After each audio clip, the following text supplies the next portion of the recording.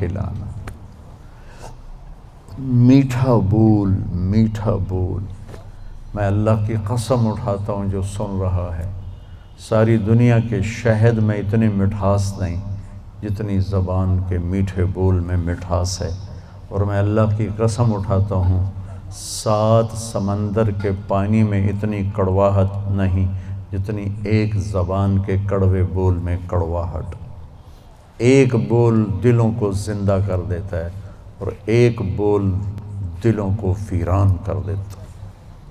ایک بول گھروں کو آباد کر دیتا ہے اور ایک بول گھروں کے ٹکڑے ٹکڑے کر دیتا ہے۔ تو آپ نے کہا اسلام کیا ہے؟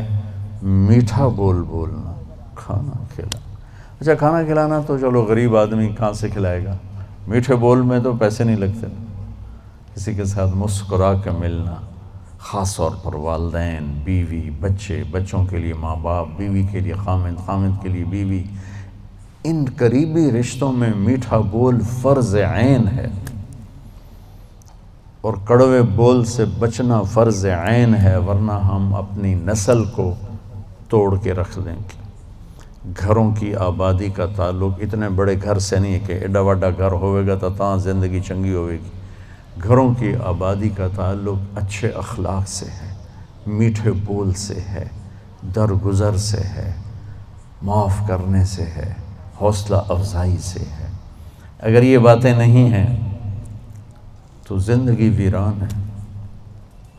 یہ جتنے بڑے کاروباری ہیں ان کے پاس نہ بیوی کے لیے ٹائم ہے نہ بچوں کے لیے ٹائم ہے۔ یہ کاروبار کے لیے پیدا ہوتے ہیں اور اسی کو کرتے کرتے مر جاتے ہیں۔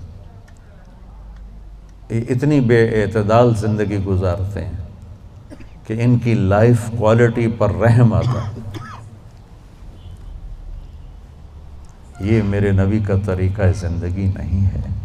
میرے نبی نے کائنات کا سب سے بڑا بوجھ اٹھایا اور اپنے گھر کو ٹائم دیا، بچوں کو ٹائم دیا، بیوی کو 11 بیویاں تھیں، 9 زندہ تھیں، ان کو ٹائم دیا۔ مل اسلام، اسلام کیا ہے؟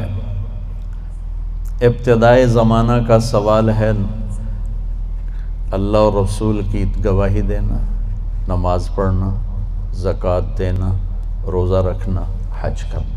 اللہ کا فضل ہے اس اسلام پر ایک بہت بڑا طبقہ چل رہا ہے۔ اب آیا پیک والا اسلام، پہلی جماعت سے چلتے چلتے ایم اے پر پہنچ گئے، پی ایچ ڈی پر پہنچ گئے۔ یا رسول اللہ مل اسلام؟ تو آپ نے فرمایا میٹھا بول بولنا اور کھانا کھلانا۔ کھانا کھلانے سے مراد صرف کھانا کھلانا نہیں، سخاوت، لوگوں کی ضرورتیں پوری کرنا، خدمت کرنا، ان کے کام آنا۔ ایک فقیر آیا، یا رسول اللہ ضرورت مند ہو۔ آپ نے کہا میرے پاس تو کچھ ہے نہیں، اس وقت تو کچھ نہیں۔ وہ کہنے لگا میں دکاندار سے لے لیتا ہوں، آپ ادا کر دینا بعد میں۔ آپ نے کہا ٹھیک ہے۔ تو حضرت عمر پیچھے سے بولے یا رسول اللہ یہ بھی کوئی انصاف کی بات، آپ کے پاس ہو تو آپ خرچ کریں، ہے نہیں تو اگلے دا ادھار سرتے چاہتے بہ جاؤنا یا رسول اللہ، یہ کام ٹھیک نہیں۔ تو ایک وہاں صحابی بیٹھے تھے عبداللہ بن حذیفہ، کہنے لگے یا رسول اللہ ٹھوک کے رکھو، انفق ولا تخش من ذی العرش اقلالا، یا رسول اللہ خرچ کرتے آئیں اور اللہ سے کمی کا ڈر نہ کریں۔ تو آپ نے مسکراتے ہوئے فرمایا بہذا امرت، مجھے بھی میرے رب نے اسی کا حکم دیا ہے۔ اللہ کو سخی سے پیار ہے، بخیل سے نفرت ہے۔ اور جب اللہ ناراض ہوتا ہے تو پیسہ بخیلوں کو دے دیتا ہے اور حکومت نکموں کو دے دیتا ہے اور بارشیں بے وقت کر دیتا ہے۔ موسیٰ علیہ السلام نے پوچھا یا اللہ ہمیں کیسے پتہ چلے گا کہ تو ناراض ہے؟ کوئی کمیونیکیشن تو ہے نہیں، تو کیسے پتہ چلے گا تو ناراض ہے؟ تو اللہ نے کہا امطر علیہم ابان حصادہم وامنعہ ابان زرعہم۔ موسیٰ پہلی نشانی میری ناراضگی کی، بارشیں بے وقت ہوں گی، موقع پہ نہیں کروں گا، بے موقع کروں گا۔ اجعل ملک فی صفہائہم، حکومت بے وقوف لوگوں کو دوں گا، والمال فی بخلائہم، اور پیسہ بخیلوں کو دوں گا۔ ایک بخیل کا بھی دادا ہوتا ہے، اس کو کہتے ہیں عربی میں شحیح، بخیل ہوتا ہے جو کسی پہ خرچ نہ کرے اور تھوڑا بہت اپنے اوپر ضرور لگاتا رہے.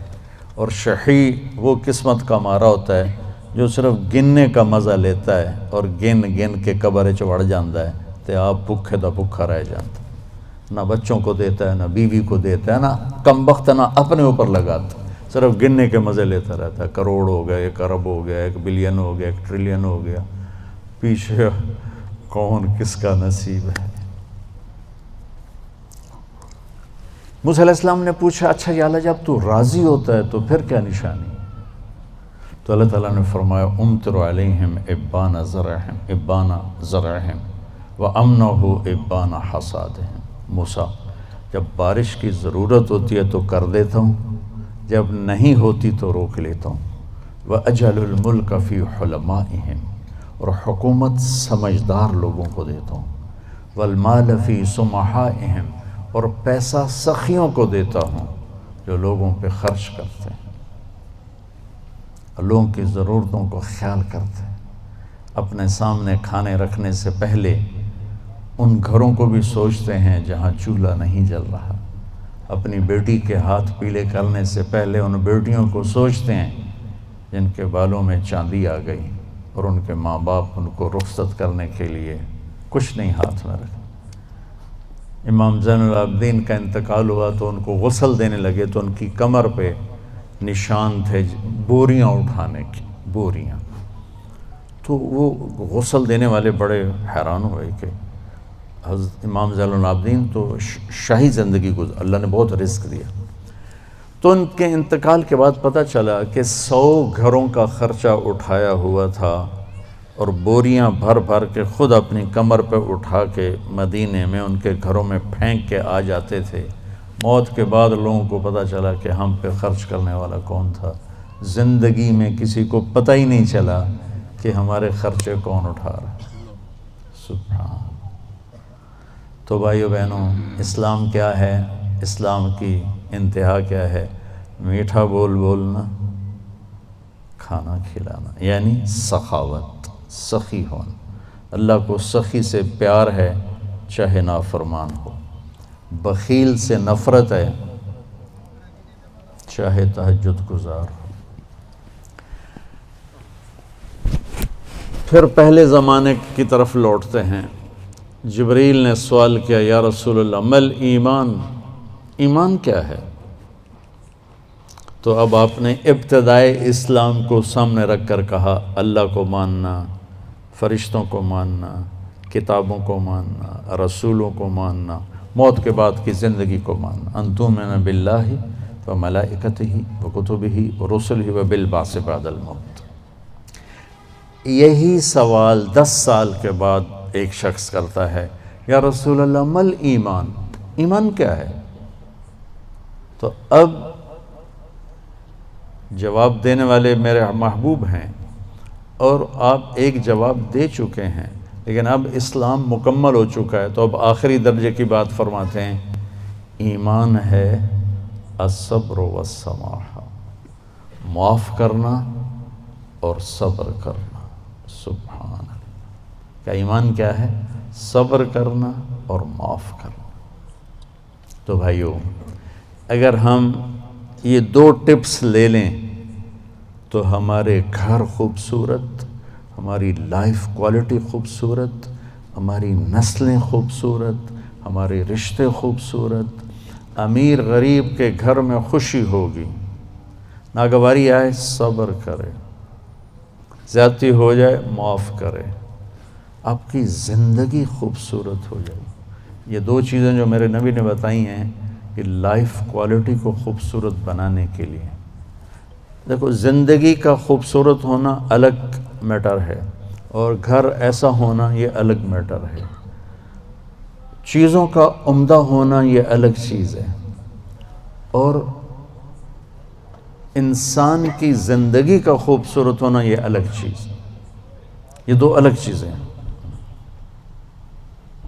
ہماری ساری طاقت لگ رہی ہے کہ گاڑی ایسی ہو، گھڑی ایسی ہو، کپڑا ایسا ہو، برانڈڈ ہو، ہماری زندگی بڑی اچھی ہو. زندگی اچھی نہیں ہوگی، چیزیں اچھی ہوں گی. زندگی اچھی ہونے کے لیے در مصطفیٰ پہ جھکنا پڑے گا. لقد کان لکم فی رسول اللہ اسوۃ حسنہ.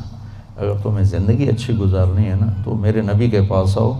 وہ تمہیں ڈیفنس سے نہیں ملے گی، کماڑی سے نہیں ملے گی، چھوٹے بڑے کاروباروں سے نہیں ملے گی، ہیرے کی انگوٹھی میں نہیں ہے. وہ میرے نبی کے غلامی میں ہے، جس کو میرے نبی لے کر آئے. خوبصورت زندگی.